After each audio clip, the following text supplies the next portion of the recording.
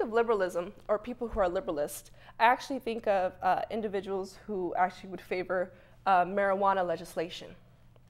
That's what I think of. As you know, we do have 2 states that recently passed legislation that makes it legal for individuals to smoke marijuana, especially if it's in their home. You know, it said it has to be private; they can't smoke out in public. But that's what I think of when I think of a liberalist. So they favor increased government intervention. But they oppose limits on personal freedom. So that could be someone's personal freedom is smoking marijuana. Another type of ideology that I have up here is also known as populism. Now, populism actually favors government intervention in both economic and personal matters. Okay. Another one I have here is libertarianism. So this is a belief that government should only do no more than what is necessary in areas of both economic affairs and personal freedom. Now, libertarianism, what they feel is that basically they want very limited government intervention. Okay, so the government should only do just so much, and then that's it. So it's very I guess I'm trying to look for the appropriate term for this, but basically just very minimal governmental intervention. That's what a libertarian would believe. So those are the different types of ideologies that I have here. So my question to you here is, which ideology are you and why? Do you consider yourself a conservative? Do you consider yourself a liberalist or a populist? What do you consider yourself to be? So I actually have a comment here so far, and I encourage you to either call in or either text or email your comments. So the first comment I have here is from Alana, and Alana feels that she's in the middle of the 2 parties because she is conservative when it comes to political issues, but liberal when it comes to social issues. And that's totally fine. You could be in the middle. You could either be not too far right and not too far left, just in the middle. So that's fine. So my question to you is, which ideology are you? Are you conservative? Are you liberal? You know, etc. So how about we look at some videos. I have one where youth voters are speaking out at the University in Washington. And then I also have another clip of how individuals think if you look at certain items, if they are considered to be conservative or they're considered to be liberal.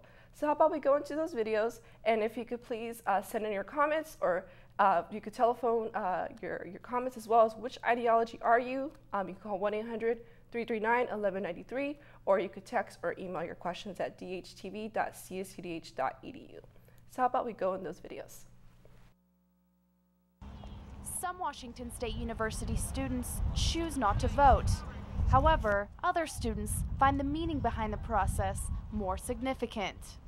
I voted in 2004 when I was 18. I just aged myself. And I was overseas in 2008, and my absentee didn't come in time, so I'm looking forward to voting this election. I have thought about voting. Voting is very important. On a college campus here, a lot of people don't vote. They don't think that their vote matters, but that's not true. Well, I am a Democrat, so I'm most likely going to go vote for Obama, but it's not as if I haven't looked at the Republican options. ASWSU Director of Finance Jake Mason finds apathy as more of a common trend among his peers.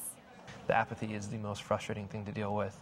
There are, around 15,000, almost 16,000 undergraduates on campus, and we only get about 2,000, 3,000 voter turnout. No, I haven't really thought that much about the election. I've got a lot of other stuff going on, like looking for a job and passing all my tests so I can graduate in May. So, despite how and if Washington students are voting, an important concern in the upcoming presidential election is why students are voting the way they are.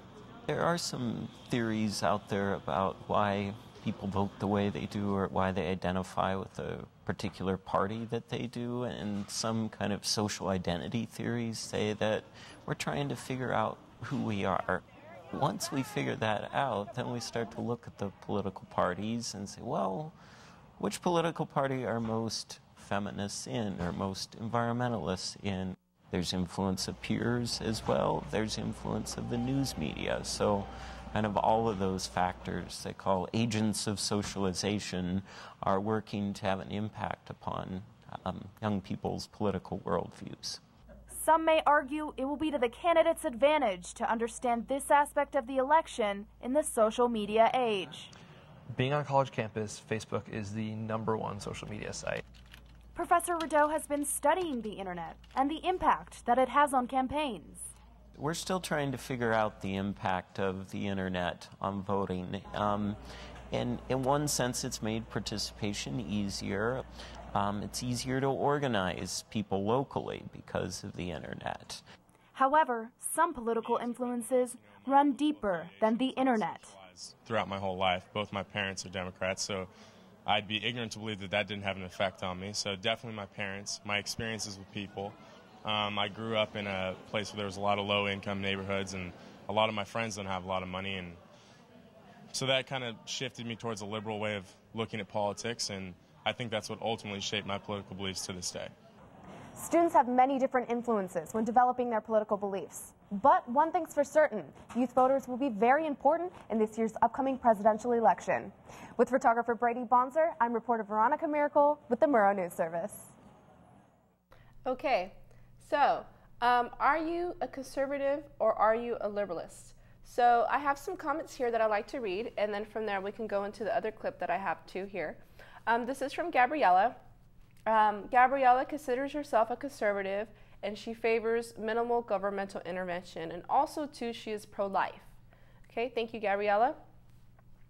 I have another comment here from Alex. Is our democracy turning into mob rule? Depending on how you look at it, but I personally don't think so. So just depending on how you look at it, I'd like to hear more about that and why you consider that we are going towards more of a mob rule, so maybe you can send another email in regards to that. I have another comment here from Maddie. Maddie also considers to be a conservative and also pro-life, and also believes that abortion is murder and is also very wrong. Okay, so that's what Maddie believes, and that's where Maddie's ideology is at, is to be a conservative. Thank you. Okay, this is from Jonathan. Now, Jonathan says, is it true that soldiers overseas are not allowed to vote? If so, why not? Now, I'm not sure about soldiers overseas that are not allowed to vote. I actually thought they were, so I'm not sure. I'd have to actually take a look at that, and I can get back to you in regards to if soldiers overseas are not allowed to vote, because I thought they were, so I wasn't aware of that. Okay, this is from Michaela. Okay, Michaela also is a conservative and feels very strongly about pro-life and also thinks abortion is wrong. I have a lot of conservatives that have been sending their comments. I wonder if there's any liberalists out there, any people who consider themselves to be liberalists. So if you are considered to be liberalist, I'd like to hear why you are. You could either call in or you could send your text or email. And in response to your question about soldiers being able to vote overseas, yes, actually soldiers overseas can vote, and you vote absentee with an absentee ballot. So that just answers your question right there. Okay. Anybody else? Where do you stand? What ideology are you? Are you conservative? Are you liberal? You know, what ideology do you pertain to? You can email your response to askdhtv@gmail.com, or you can call up at 1-800-339-1193. I'd like to hear where you stand when it comes to ideology. Now, I have another video I'd like to show about individuals' ideologies, and this is based by a professor from NYU who is actually looking at this to kind of determine, based on certain items, for instance, if they look at a piece of art, does that basically consider and tell them if they're a conservative or a liberal or not? So how about we go into that and take a look at that short clip. Could what kind of dog you like or what kind of painting you prefer also indicate who you're going to vote for in this election? One theory says yes, because your brain may actually be hardwired to make you a Democrat or a Republican. So my co-anchor, Bill Weir, hit the pavement to put it to the test. Take a look at these two paintings. Which one do you prefer? Which one of these two offices most resembles your own? And if you were picking out a dog, would you prefer a breed that is gentle but independent and has a mind of its own, or one that is loyal, obedient, easy to train? Based on how you answer. I like the top one better. Top one? Yes. Okay. The lower one. Mine's the top one. The top one. You're the top one? Yeah. Social psychologist Jonathan Haidt thinks he has a pretty good idea how you will vote. Are you conservatives? Yes. Yes, yes, yes. All of you? Yes. Say yes. Because it turns out that conservatives like Jim prefer order in their paintings, pets, and workspaces, while left-leaning voters like his wife Shannon... There's no denying that. That is him, that is me. Not so much. Now, this sort of stereotyping can be offensive at first blush, but Professor Haidt uses them to illustrate where our political differences come from in the first place. He believes that when a baby is born, that little brain contains a few fundamental moral ingredients like empathy, fairness, respect for authority, and group loyalty. But as the child grows, both brain chemistry and life experience will make some of those ingredients a lot more important than the others. It's not that they're born to be liberal or conservative, but as these kids grow up, they're going to be exposed to all kinds of ideas in social groups. And one maybe is a little more radical and obnoxious to authority, and that seems really cool to the first kid, but seems sort of disturbing to the second kid. Which is why most people come into election years with minds made up, literally. And events like tonight rarely change them. I think a lot of people, whether they're Fox News conservatives or MSNBC liberals, think if I just put my argument in the right way, that's right, I can win the other side over. That's right. That's impossible, though, right? And because I have put my argument in the right way and they still don't get it, that means they've got ulterior motives. That means they're not sincere. Dependent. That's what Mitt Romney called 47% of Americans. Mr. President, let us keep our jobs. We can't afford 4 more years. Problem is, when a political system is broken, when massive fortunes are spent demonizing the other side, it's too easy to forget that a society needs both sloppy artists and uptight soldiers to survive. We're all these moralistic creatures who are using our reasoning to support our side. We're not really open to the evidence. And the other side is not evil. The other side doesn't hate America and want to destroy it. Both sides are pursuing different moral visions, and we actually need elements of both to have a good society. We complement each other. Exactly. Liberals and conservatives really complement each other. If one side controls everything, the whole country's going to go to hell in very predictable ways. Yes, believe it or not, liberal and conservative brains can actually complement each other. Just like Jim and Shannon. Do you guys see yourselves as complementary? Do you work together well? Well, that's not what he asked. Does it lead to more friction? Yeah, we very much so. Do you have children? No. A furry dog that's very independent and doesn't mind. We'll just find some kids on the street, take them home. We'll do an experiment and get back. Wow, you really are liberal. Okay, so we just saw the segment based on a professor from NYU who suggests that depending on what you perceive, if it's a picture of art or the type of dog that you get, considers you to be either conservative or liberal. I'd be interested in knowing if you agree with that or not, if you found that to be substantive in how you perceive yourself to be a conservative or liberal in your political views. Now, just going over some other issues and policies out there. So we started the segment on why should we care about politics, correct? Why should we care and why, right? And then we talked about some different types of issues of why we should care about politics. Now, if we think about it today, when we look at these issues, there's a lot of issues out there. There's tons of issues, okay? So some issues and policies that I'd like to discuss. For instance, I'm just going to go over these briefly for the sake of the time for this segment that we have here. And also, too, we could talk a little bit more about this when we meet again in the future. But for instance, the recent legislation on bath salts, that's something that also occurred as of recent. What happened in Washington and Colorado as they allowed to legalize marijuana. Also, the DREAM Act is another issue as well. If we think about here in California, there is a proposition saying, there's a proposal saying that they want to implement a California speed train from San Francisco to LA to San Diego. Whether you agree that's a good thing to implement or you think that's billions of dollars wasted, I'll be interested in hearing your comment on that. So is the California speed train a good thing or would it be a bad thing? Because that's something that's on the table in negotiation at this moment. Who would like to come down to LA in a few hours on a train, or maybe that's not something that you may want to do. So that's another issue to think about because it's also an issue that's related to transportation. Also too, we are in talks here in the LA area for a football stadium. See how that turns out. Another issue that we have is abortion. Now, I have some comments about a lot of the comments that I received were students and also viewers who consider themselves to be conservative and also known as pro-life. Now, there also is another side, and you will see this a lot in politics, is that there's always two sides to an issue. There's always people that are for an issue, and there's always people that are against the issue. So you have the people that are support it, and you have the people who oppose it. Now, when it comes to abortion or any type of life issue, it does become a sensitive topic. So we have abortion is legal. In some states, there are restrictions, and we can go over that as we go on through the semester. But ever since Roe versus Wade, we do have abortion being legal. Okay. So another issue that we have too is the use of contraception has also become an issue. Also too, if you have a religious background, if you are religious, that can also maybe influence the way you perceive politics. Okay. Another issue is the Gideon versus Wainwright.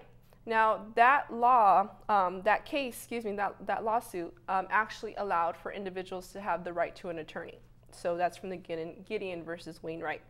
Another one, too, is Miranda versus Arizona, which enabled us to have our Miranda rights read to us as individuals are getting arrested. Also, Brown versus Board of Education is another issue that has been brought up in the past, but has significantly affected us because this allowed for individuals of different races to be in the same class, so no longer segregation. Also, too, we have healthcare reform. Another issue, some people are for the Affordable Health Care Act, or also known as Obamacare, and some people are against it. So depending where you stand on this, be very interesting to hear what you got to say. Also, too, other issues that we do have are political corruption.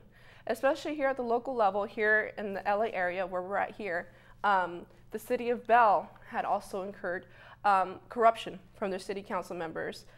They were receiving a lot of a higher salary than normal, and they were basically stealing money from the people and putting it in their pockets. And they're actually going on trial right now. And the city of Bell, you may have not heard of it, or maybe you have, but it's actually a very small city. Out here close to the LA area. So that's happened. And also not just there, also political corruption has also occurred here for the LA County assessor. Now the LA County assessor, what they do is the assessor's department is basically determine how much property tax you have to pay on your house. Maybe you pay property taxes, or maybe your parents do, or somebody else in your family does. You got to pay it every, 6 months? But anyhow, the individual who spearheaded that department here in LA also was involved with political corruption, which is very unfortunate. And what happened is the person who headed this organization, from what I saw in the newspaper and also in the media, they were saying that he was lowering property tax rates for individuals who live in Brentwood, which is close to Beverly Hills, and lowering tax rates in order to get that income to support their campaigns. So as you know, that is illegal.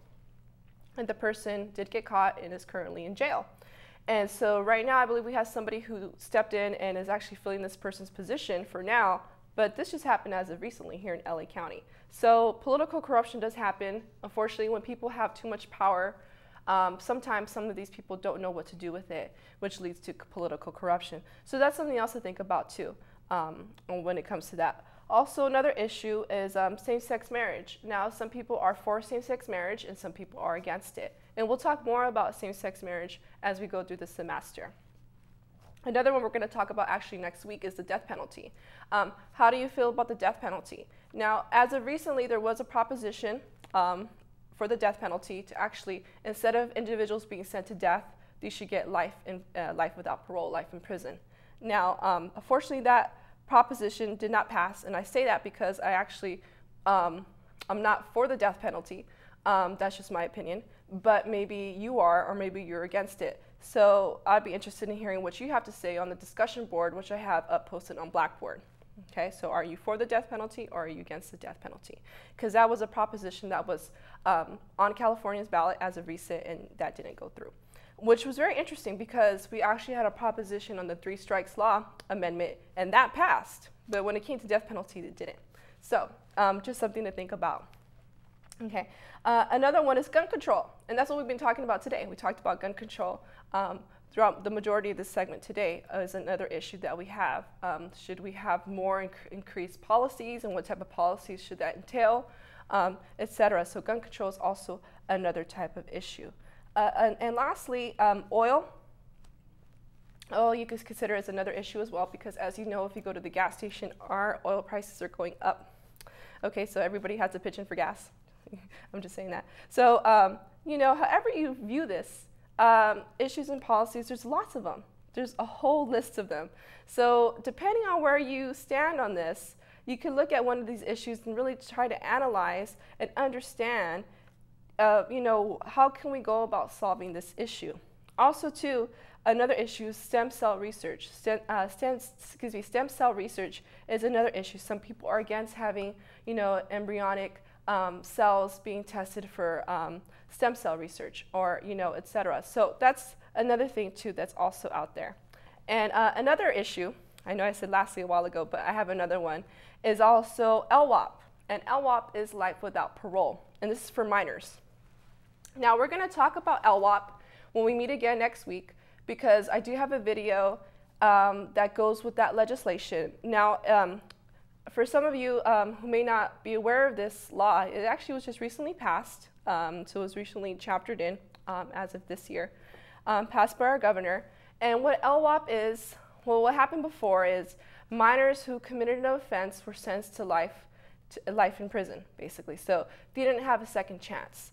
Now, what basically this law, it's called the Fair Sentencing Act, which basically says that now that these individuals have done time in prison, let's say 10, 15 years, they can actually be considered to be actually released from prison based on various criteria. So based on if they had good behavior, if they have been contacting with their family, you know, they're not contacting any negative people, you know, etc. So LWOP is another issue that we'll talk about more next week, because I find it to be very interesting. I think you're also going to find it to be very interesting as well. And LWOP is actually an issue that I actually worked on when I was a lobbyist working in Sacramento in Northern California. And LWOP, we actually worked on it when I was there back in 2009, and it didn't pass. And in total, it took 6 years for this legislation to pass. So as of this year, this legislation is now current. So now individuals who have been sentenced to life without parole can now be reconsidered to be released. Okay, so I do have a last comment here that I'd like to share with you, and this is from Gabby, and Gabby does think that abortion should be legal, and a woman has a right to do what she believes is right, and especially about her body, because no one else can control that. Same-sex marriage should also be legalized as well. It is their decision. Okay, so I really appreciate your comments. We could talk about a lot of this stuff all day, because it's so large. And also, too, some of this stuff is very broad, and also, too, some of this is very concise. But I just want you to just start thinking about this, because there's so many issues out there. So when we meet again, we're going to talk about life without parole, and we're also going to be talking about the death penalty. So that will be for next Tuesday, same time, 3 o'clock to 4:30. And also, too, if you can send in your comments, or you could make a phone call, and we could do it live here on air. Or if you have any questions, you can email me at gsilvera@csudh.edu, and we will meet again. So thank you very much. You have a great day, and I'll see you next week. Thank you.